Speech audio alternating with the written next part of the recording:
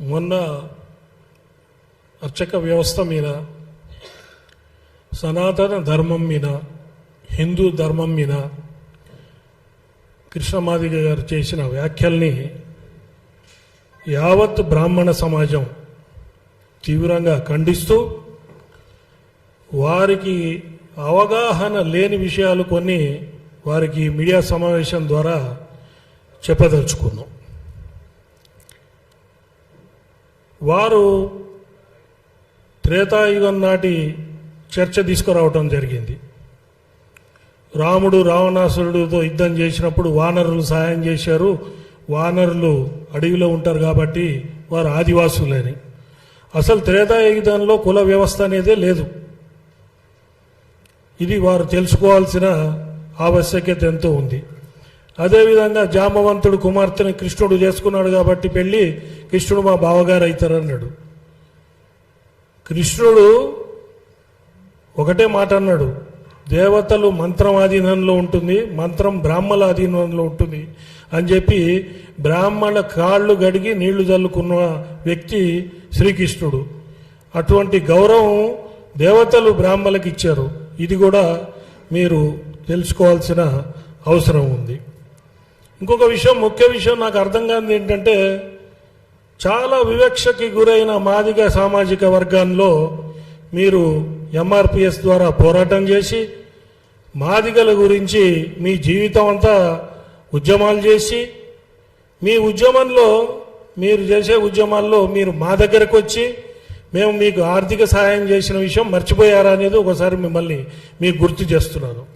అదేవిధంగా మొన్న 1,00,000 డప్పులను పెట్టారు మీరు ఒక ప్రోగ్రాము, దానికి కూడా డప్పులు తీసుకొచ్చి ఇదే ప్రెస్ క్లబ్లో ఇచ్చింది కూడా మా బ్రాహ్మణ ప్రముఖులే మీకు. ఇవన్నీ కూడా మర్చిపోయి బ్రాహ్మణుల మీద దేశ ఇచ్చి మాట్లాడటం మంచిది కాదని మా సలహా. అదేవిధంగా బ్రాహ్మణ సమాజం కూడా 90% ఫైనాన్షియల్గా చాలా ఆర్థికంగా వెనకబడి ఉన్నది. ఇప్పుడు మీరెట్లయితే వెనకబడి ఉన్నారో బ్రాహ్మణ సమాజం కూడా వెనకబడి ఉంది. మనం కలిసి ఆర్థిక పరిస్థితులు బాగున్న వర్గాలతో మనం కలిసి పోట్లాడదామా, లేకపోతే మనం అనుకొని విడిపోదామా? ఇది ఒకసారి మీరు ఆలోచించాలి. ఎందుకంటే బ్రాహ్మణులు జ్ఞానం, ధర్మం, త్యాగం, సేవ, ఈ 4 విషయాల మీదే బ్రాహ్మణ్యం నడుస్తూ ఉంటుంది. వేల ఎకరాలు, వేలాది కోట్లు మొత్తం పోగొట్టుకొని సమాజం కోసం త్యాగం చేసి సేవ చేసి బ్రాహ్మణులు ఉన్నారనే పరిస్థితి మీరు తెలుసుకోవాల్సిన అవసరం ఉంది. ఇప్పుడు మీరు మాట్లాడిన దాన్ని బట్టి మొన్న సనాతన ధర్మం మీద, హైందవ ధర్మం మీద వ్యతిరేకంగా మాట్లాడినట్టే. రాజ్యాంగాన్ని మారుస్తామంటే రాజ్యాంగేతర శక్తి మీరు రాజ్యాంగాన్ని మారుస్తా అన్నారు. అర్చకులకి పూజ చేయటం పేటెంట్ అన్నారు. పేటెంట్ అని మేము ఎప్పుడు అనలే. కానీ ఇప్పుడు బ్రాహ్మణ సమాజంలో, బ్రాహ్మణ్యంలో మేము పేటెంట్ రైట్ కావాలి, మాకు అర్చకత్వం కులవృత్తిగా చెయ్యాలి అని చెప్పేసి మేమందరం డిమాండ్ చేసే పరిస్థితిని మీరు క్రియేట్ చేస్తున్నారు. దేవాదాయ శాఖ, ధర్మాదాయ శాఖలో కూడా అర్చకుల కోసం పరీక్షలు జరిగితే వారు దేవతారాధన, వేదాధ్యయనము, తర్వాత ఆగమ శాస్త్రంలో పట్టు ఉన్న వాళ్ళే అక్కడ సెలెక్ట్ అయ్యి పూజారులుగా ఉంటారు. దానికి బ్రాహ్మలే అటెండ్ కావాలని చెప్పి దేవాదాయ ధర్మాదాయ శాఖ కూడా చెప్పదు. ఎవరికి తెలివి, జ్ఞానము, స్పష్టత, వాక్శుద్ధి ఉంటుందో వాళ్ళు సెలెక్ట్ అయ్యి వస్తారు. మీ ఇంట్లో మంచి అయినా, మీ ఇంట్లో చెడైనా కావాల్సింది మేము అన్ని కార్యక్రమాల్లో ఉంటాం. మీతో సహపంక్తి భోజనాలు చేయడానికి రెడీగా ఉన్నాం. అందుకని దయచేసి గౌరవించి బ్రాహ్మణుల్ని కించపరిచే విధంగా మీరు మాట్లాడకూడదు. మీరు దళిత క్రైస్తవులుగా మారిన వాళ్ళకి ఎస్సీలుగా ఉండే రిజర్వేషన్ రాకూడదు అని సుప్రీంకోర్టు ఆఫ్ ఇండియా జడ్జిమెంట్ ఇస్తే దానికి వ్యతిరేకంగా మాట్లాడారు. అంటే మీరే మాదిగ వర్గానికి అన్యాయం చేస్తున్నట్టుగా మాట్లాడినట్టు నాకు కనబడ్డది.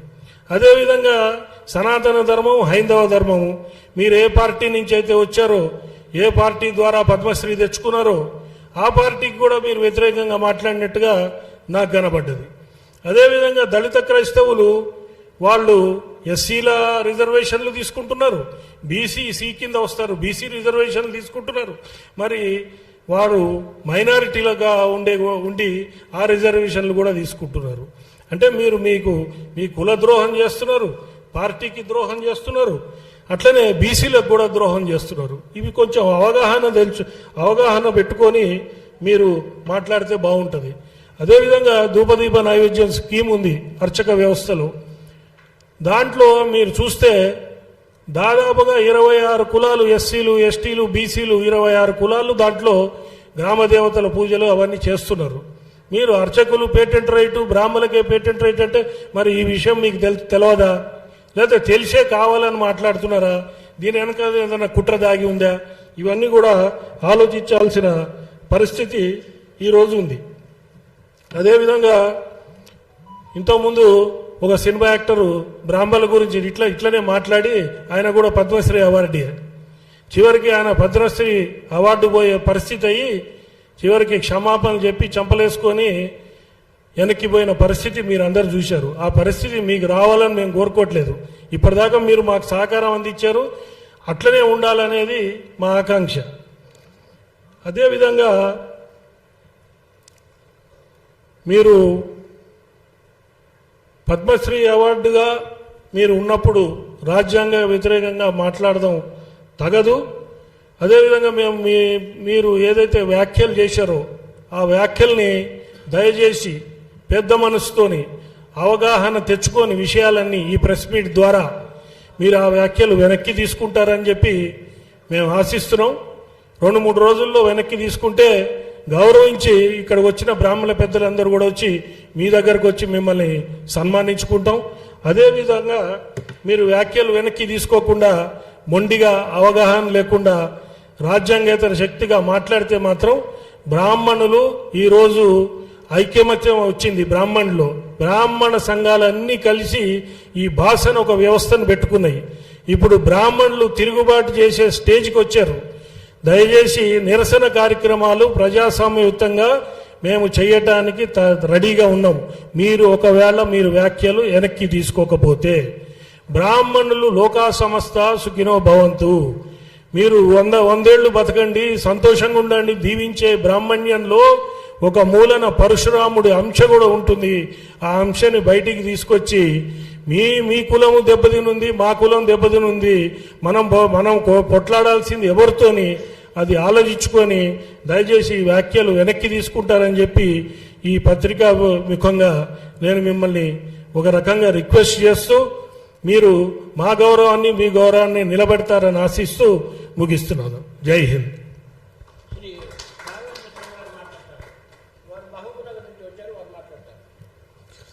అందరికీ నమస్కారం.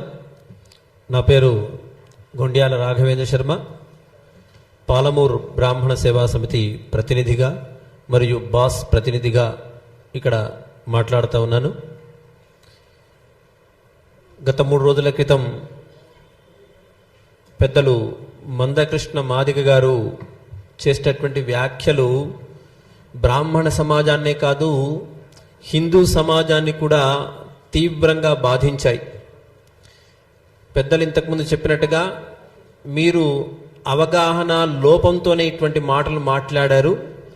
తప్పకుండా ఈ మాటలు మీరు వెనక్కి తీసుకోవాలని బ్రాహ్మణ సమాజం అంతా కూడా డిమాండ్ చేస్తూ ఉంది. దాంతోపాటుగా బ్రాహ్మణులే అర్చకులుగా ఉండాలా, బ్రాహ్మణులే పురోహితులుగా ఉండాలా, వీరికి ఇది పెటెంట్ హక్కా అన్నారు. సమాజంలో మీరు ఒక్కసారి తిరిగి చూస్తే, ఒక్కసారి మా పాలమూరుకి రండి. పాలమూరులో ఉన్నటువంటి సుప్రసిద్ధ క్షేత్రాలు మన్యంకొండ, బీచ్పల్లి, కురుమూర్తి, కందూరు ఇట్లాంటి అనేక క్షేత్రాల్లో బ్రాహ్మణేతరులే అర్చకులుగా ఉన్నారు. ఇది నేను చెప్పే మాటలు కాదుగా, చక్కగా మీకు గవర్నమెంట్ కూడా, మీకు ప్రభుత్వం కూడా మీకు ఆ తగినటువంటి సమాచారం ఇస్తుంది. దయచేసి ఇట్లాంటి మాటలు మాట్లాడేటప్పుడు దాంతోపాటుగా ఇంకొక మాట మీరు మాట్లాడారు, సనాతన ధర్మమే గొప్పదే అయితే ప్రపంచమంతా ఎందుకు వ్యాపించలేదు, క్రిస్టియన్ లాగా ముస్లిమ్స్ లాగా ఎందుకు వ్యాపించలేదు అని మీరు ప్రశ్నించారు. ఎస్, సనాతన ధర్మం గొప్పది కాబట్టే వ్యాపించలేదు. మేము మదర్ తెరిసా లాగా నేను సేవ చేస్తానని వచ్చి లక్షలాది మందిని మేము మతాంతీకరణ చేసుకోలేదు. మేము ఇతర మతాల్లాగా బెదిరించో ఇంకో రకంగా చేసో మనం చూసాం. వెనకటి నుంచి ఎంతో మంది తురస్క రాజులు బ్రాహ్మణ జాతిని నిర్వీర్యం చెయ్యాలి అని ఇప్పటికీ మేవాడ్ లాంటి ప్రాంతంలో బ్రాహ్మణులు ఊచకోత కోస్తే ఇప్పటికీ అక్కడ మేవాడ్ ప్రాంతంలో దీపావళి జరుపుకోరు. కాశ్మీర్ పండితుల సంగతి ఏంటి? ఇట్లాంటి అనేకమైనటువంటి బ్రాహ్మణ సమాజం దేశం కొరకు ధర్మం కొరకు ఎంతో త్యాగం చేసింది. ఒక్కసారి మీరు స్వతంత్ర ఉద్యమాన్ని గమనిస్తే చాలు, బాలగంగాధర్ తిలక్ ఇట్లాంటి వ్యక్తులు చాలా మంది అనేకమైనటువంటి విషయాల్లో ఉద్యమాలు చేశారు, వితంతు ఉద్యమాలు చేశారు. దాంతో పాటుగా సతీ సహగమనం నుంచి ఉద్యమం, అంటే ప్రపంచంలో కానీ దేశంలో కానీ ఎక్కడైనా కూడా ఇది వ్యతిరేకమైనటువంటిది, ఇది కరెక్ట్ కాదు అని అనిపిస్తే దానికి తగ్గట్టుగా వ్యతిరేకంగా దానికి బ్రాహ్మణులే పనిచేశారు. మీరు మావోయిస్టు ఉద్యమం చూసినా, ఇటు సిపిఐ లాంటి ఉద్యమాలు చూసినా, ఇటు ఏ రకంగా ఆధ్యాత్మిక విప్లవం చూసినా, నాస్తికము ఆస్తికము అన్ని రకాల విప్లవాల్లో బ్రాహ్మణులు ముందరగా ఉన్నారు. ఇది బాగా మీరు గమనించాలి. బ్రాహ్మణుడి త్యాగం వెలకట్టలేనటువంటిది. అద్భుతమైనటువంటి సేవ, దేశానికి సేవ చేసినటువంటి గొప్ప జాతి బ్రాహ్మణ జాతి. ఆనాటి కాలంలో తక్షశిల లాంటి విద్యాలయాలన్నింటినీ కూడా తగిలేస్తుంటే, మొత్తంగా అక్కడ ఉన్నటువంటి గ్రంథాలన్నీ తగలబెట్టేస్తుంటే తన మస్తిష్కంలో ఆ వేద విద్యను శాస్త్ర విద్యనంతా కూడా నింపుకొని ముందు తరానికి అందించినటువంటి ఏకైక జాతి ఏది అంటే అది బ్రాహ్మణ జాతి మాత్రమే. ఈ రోజు మనం ఒక దేవునికి దండం పెడుతున్నాం, ఒక దేవుడికి ధ్యాన శ్లోకం చెప్తున్నాం, ఏదో ఒక యాగం చేస్తున్నామంటే మేము చేసినటువంటి ఆ త్యాగము.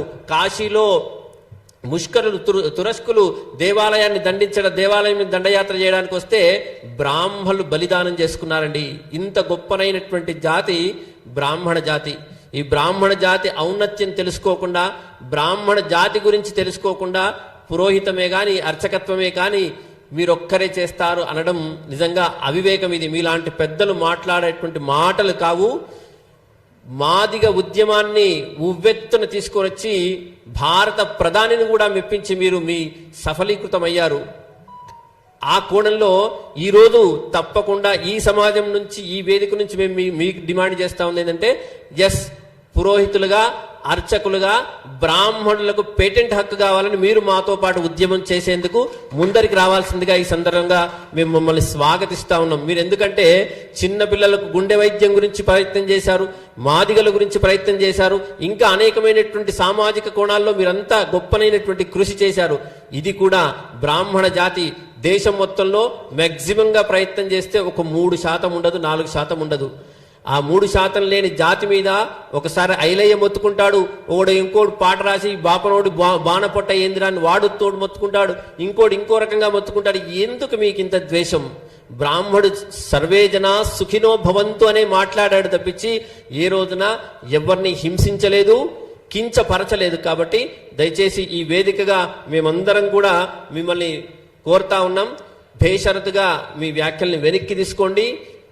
లేని పక్షంలో ఖచ్చితంగా ఇది తీవ్రమైనటువంటి ఉద్యమం దిశగా, ఎందుకంటే బ్రాహ్మణ జాతి తనను తాను రక్షించుకోవడానికి, తను రక్షించుతూ హిందూ జాతిని కూడా రక్షించడానికి ఒక ప్రయత్నంలో ఇది పెద్ద ఉద్యమం మీరే వేసినటువంటి మొదటి అడుగుగా అవుతుంది. కాబట్టి దయచేసి ఇక్కడి నుంచి మేము మీకు డిమాండ్ చేస్తా ఉన్నాం, మా మీద, హిందూ సమాజం మీద మీరు వేసినటువంటి ఈ వ్యాఖ్యలను వెనక్కి తీసుకోవాల్సిందిగా కోరుతూ, దాంతో పాటుగా అనేకమైనటువంటి విషయాలు మీరు తప్పుగా మాట్లాడి ఉన్నారు, అవన్నీ కూడా ఒకసారి మీరు సరి చేసుకోండి.